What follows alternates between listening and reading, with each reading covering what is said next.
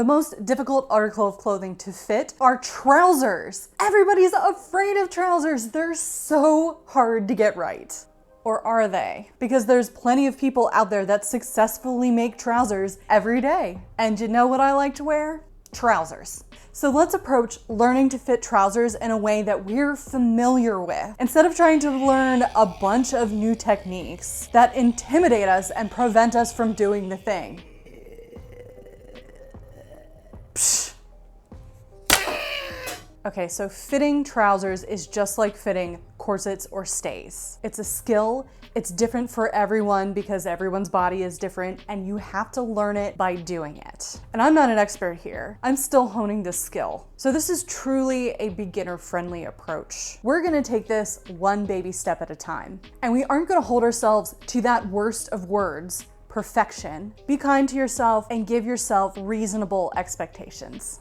The first thing we need to do is figure out what size we actually need to cut out. Remember that pattern sizes are totally different from ready-to-wear sizes. And you need to make sure you're going off of your actual measurements and not cutting out the size you wear in jeans or the size you think you should be. Now, this 1940s vintage inspired pattern that I'm using has a fit guide as well as a list of measurements that you're supposed to take in order to find your perfect size. But if your particular pattern doesn't have that, you can utilize Google to find a good pants fitting measurement guide online and then physically measure out your pattern to compare. Most of the measurements you need to take are pretty simple to do on your own with a tape measure, except maybe the inseam. But I usually use an existing pair that I have that I like the length of to take that particular measurement. I say this because the most common thing people said when I told you about this is that you have a problem fitting trousers because you don't have somebody to take your measurements. Fitting buddies are always optional.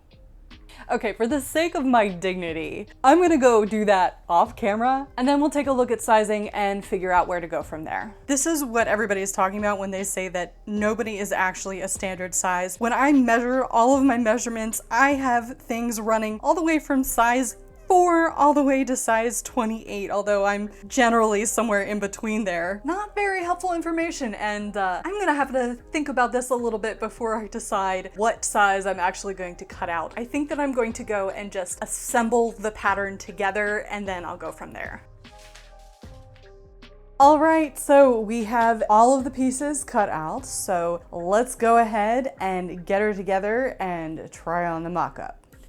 Now, I did confuse and overwhelm myself for a couple of days by thinking I would try to use the measurements that I took and sort of cut out one size here and cut out one size there, as I usually do with bodices, to make it a little bit fancier and a little bit easier to cut, but I got so overwhelmed by all of the math. So I decided to cut out one size larger than I would have cut out if I was going to make a dress or a bodice from this particular pattern company. Looking at all of the measurements, after taking away my short waist, yada yada, there were only about 3 or 4 sizes that I was kind of bouncing between, and this particular size seemed to be the best fit, but I will be giving myself a good full inch of seam allowance extra just to make fitting a little bit easier.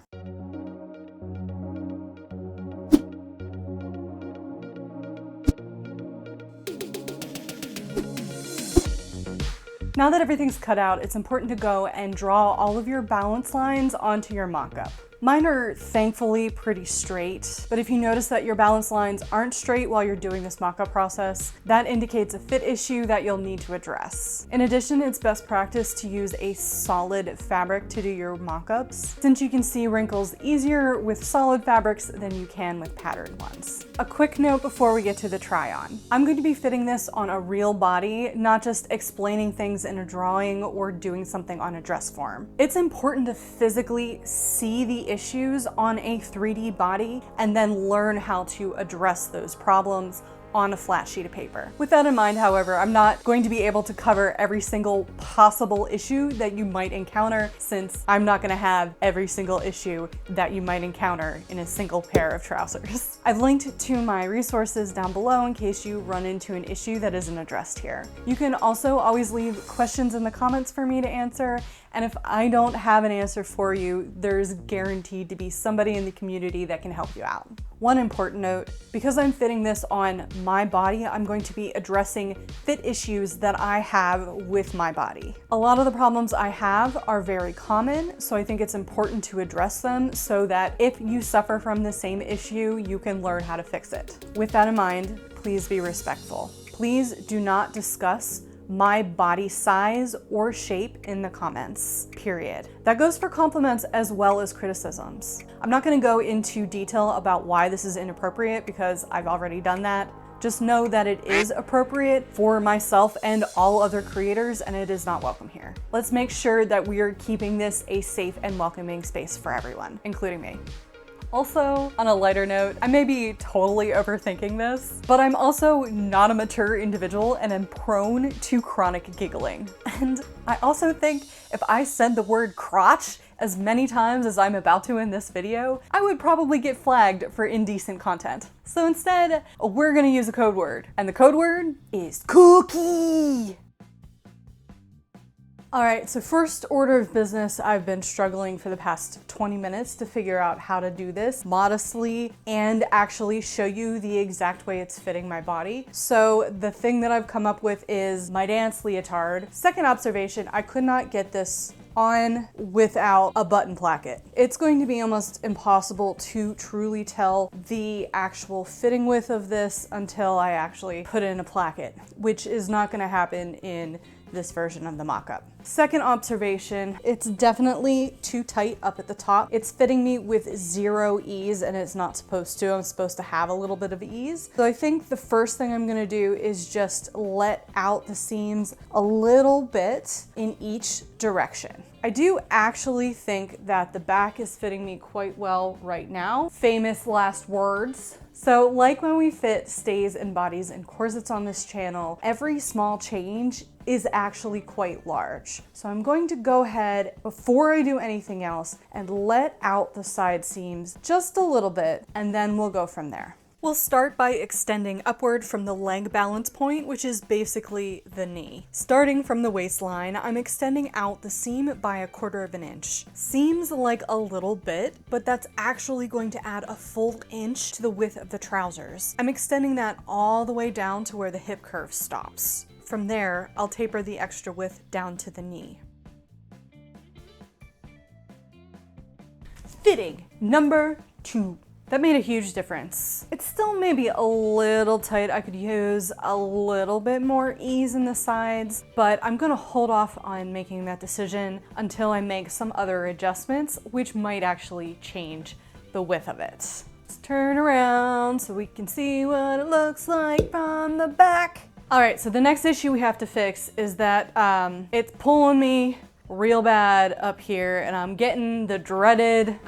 Luckily, there's a fix for that. And I think when I go to do that, I'm gonna go ahead and just schlep in a fake placket with a couple of hooks on the side so that I can actually get this hooked, because I don't think I can make any more decisions holding it like this. Also, I'm going ahead and writing down every change I make so that I have a nice, easy scheme to follow when I go and make my final pattern adjustments. So the first thing I did is I cut 1.5 inches off of the bottom to get an idea of the real hem, and then I extended the side seam by 1/4 inch on each side. I'm not using the pattern for this placket, just some scraps of fabric, and I'm definitely not putting this on in any sort of neat way.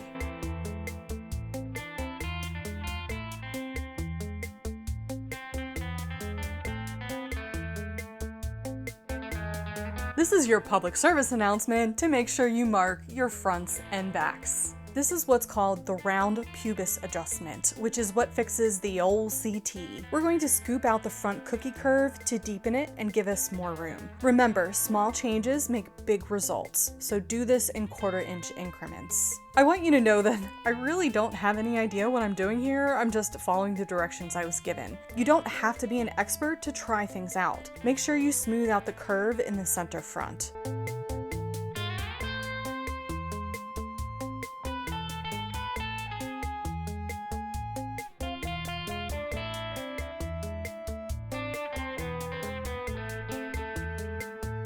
Note that you're supposed to go back to the original line at the edge like you see here.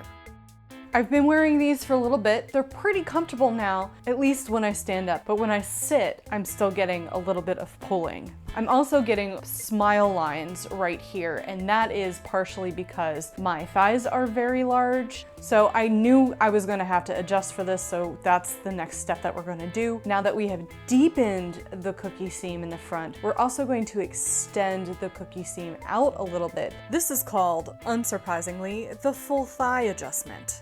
We'll be working on the front cookie seam here. I'm opting for a slightly larger increment of 1/2 inch, extending outward into the seam allowance. Again, then you'll want to taper it down to the leg after a little bit of distance.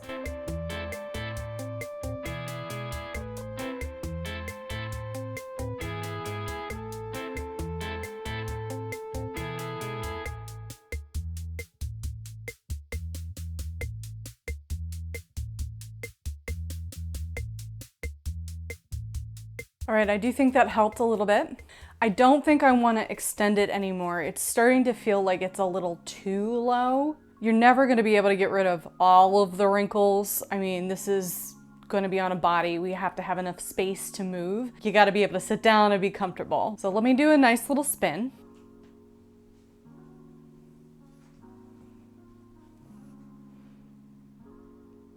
And as I always say, it's really good to film yourself doing stuff like this because the camera is much more objective than you are. And being able to step away and look at the fit through a different lens other than your own eyes into a mirror can do wonders for your ability to fit things. And you don't need a fancy setup, you don't need a fancy camera, your phone works fine. Okay, I think that's enough for today. I'm gonna let it rest for a little bit, maybe schlep my waistband on as well. And then tomorrow, after I've rested a little bit, we can touch back with these and see how we're feeling. Guess what? I found my magic pants! Oh yeah! This means I don't have to wear my leotard anymore, and that means it's time for the magic pants dance.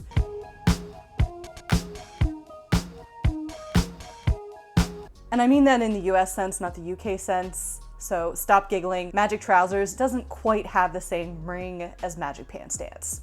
So now that I can get in and out of things much easier, this should go a lot faster. As I showed you previously, I ended up adding a 1/2 inch in the seam. However, I added it to the front and the back because when I put it on, I was getting a lot of tugging, specifically in the back. That helps a lot. It's a lot more comfortable. I also added the waistband. Is it a little too high on me? I'm not sure. I don't know. I'm gonna have to toy with that a little bit and see how it looks in the mirror. That's right at my waist. I actually think that the waistband is supposed to be up above your waist.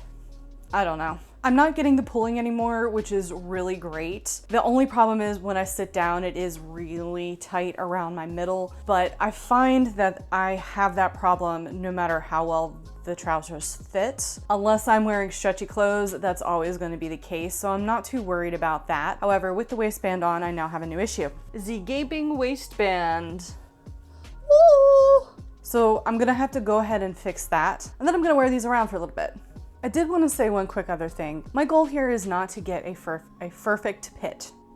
That's exactly what I meant to say. My ultimate goal is not to get a perfect fit in these trousers. My ultimate goal is to get a pair of trousers that are pretty comfortable. That way, the next time I make a version, I can learn a little bit more and improve a little bit more and build up my skill. Like corset making, you gotta do it wrong to do it right. So I feel like we're getting close to a point where these are actually going to be comfortable enough to cut out my wearable mock-up. But let's make those quick little changes and see how that is. Pinch or pin the waistband shut and mark where it closes. Measure the distance, which for me was 2 inches. We're going to make 2 darts in the waistband, so I'm opting to do this in line with the back darts. Simply have your total distance and distribute it evenly on each side. Now, the tricksy bit here is that you want to dart at the top of the waistband and then grade it down to nothing before you reach the bottom of the waistband, or you'll change the waist size. For the record, this is actually an easy fix and something you could do on an existing pair of trousers without even having to rip any seams. Sweet!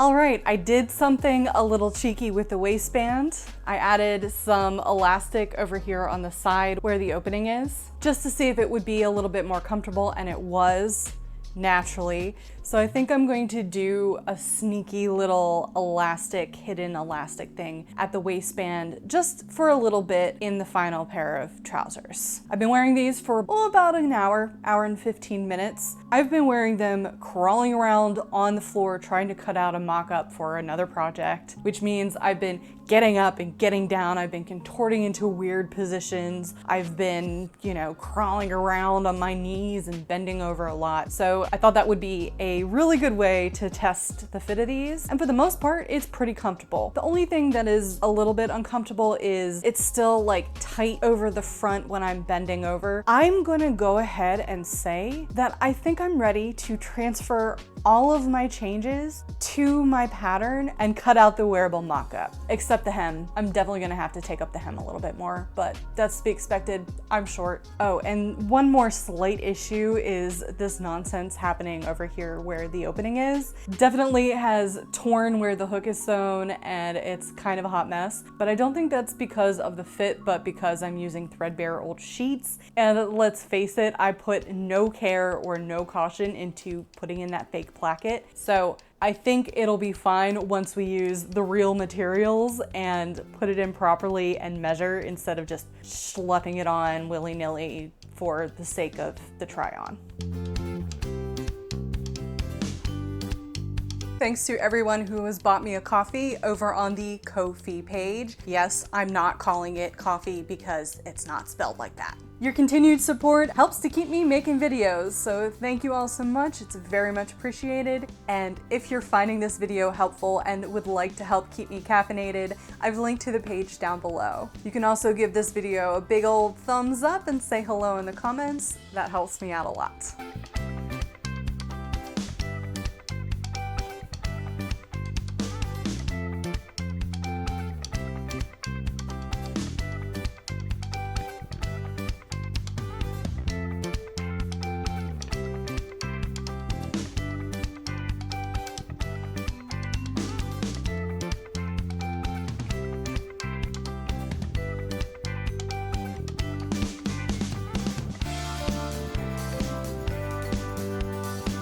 Ta-da! Here we are. I put this completely together off camera because I was on vacation and I didn't want to be filming while I was on vacation. I can honestly say that these are great as they are without any further modifications. I only have 3 real problems with these, and all of them have to do with the pocket. First of all, I sewed the pocket on backwards, but that's on me. And that's an easy thing to fix. I just need to take it off the waistband and flip it around. Secondly, the pocket is stupid. Like, I can barely get my hand in here. I'm not gonna be able to get my phone in here. Why? Why do we have stupid pockets? So I will definitely be using my larger standard size pocket when I make the Beetlejuice pants. And don't forget to subscribe if you're eager to see me do my Beetlejuice costume, because y'all, it is going to be amazing. Finally, I don't like that there's only a pocket on one side. I keep like reaching over on my right side to put my hand in my pocket and there's no pocket. So before I dye these, and they